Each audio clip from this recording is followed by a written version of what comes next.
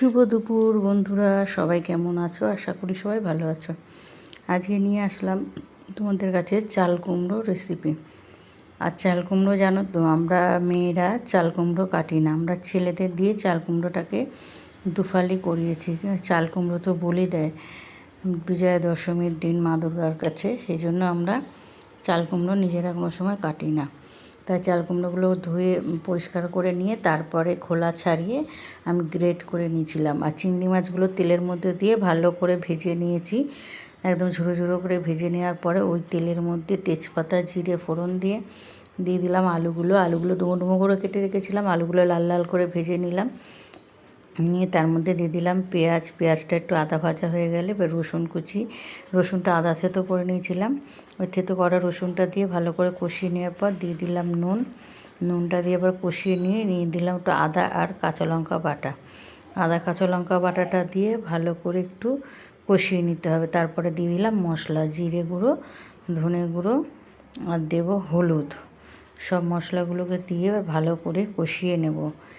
আর চাল কুমড়ো যদি একটু গ্রেট করে নিয়ে রেখে দেওয়া যায়, চাল কুমড়ো যে জলটা অনেকটা বেরিয়ে যায়, তাহলে তাড়াতাড়ি রান্না হয়ে যায়। তাহলে মশলাটা কষিয়ে নিলাম, এবার কষানো হয়ে গেছে, এবার ওই যে চাল কুমড়োটা আমি দিয়ে দেবো। দেখো অনেকটা জল আমার ঝরে গেছে, এবার চাল কুমড়োটা দিয়ে একটু ভালো করে কষিয়ে নেব।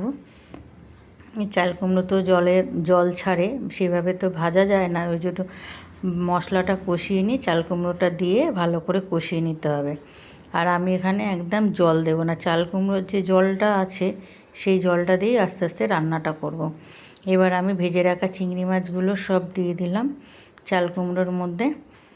এবার এক এক করে সব চাল কুমড়োটা চিংড়ি মাছটা ভালো করে মিশিয়ে দেব, দিয়ে এবার আস্তে আস্তে করে আমি গ্যাস একদম কমিয়ে দিয়ে আস্তে আস্তে আমি চাল কুমড়োটাকে রান্না করবো। একটু চাপা দিয়ে করলে অল্প অল্প জল ছাড়বে, আর সেই রান্নাটা খেতেও দারুণ লাগে, আর চাল কুমড়োটা সুন্দর বেশ মজে যাবে একদম। যেহেতু চিংড়ি মাছ দেওয়া, চিংড়ি মাছের একটা রস আছে, সেই রসের চাল কুমড়োটা দারুণ মজে যাবে, নরম হয়ে যাবে।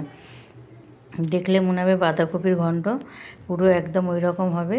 আমার একদম চাল কুমড়ো রেডি হয়ে গেছে। আর আমি সামান্য একটু মিষ্টি দিয়েছিলাম, সেই মিষ্টিটা তোমাদেরকে দেখাতে ভুলে গেছি। যদি তোমাদের ভিডিওটা ভালো লেগে থাকে একটা লাইক কমেন্ট করবে। রাখলাম আজকের মতো, টাটা।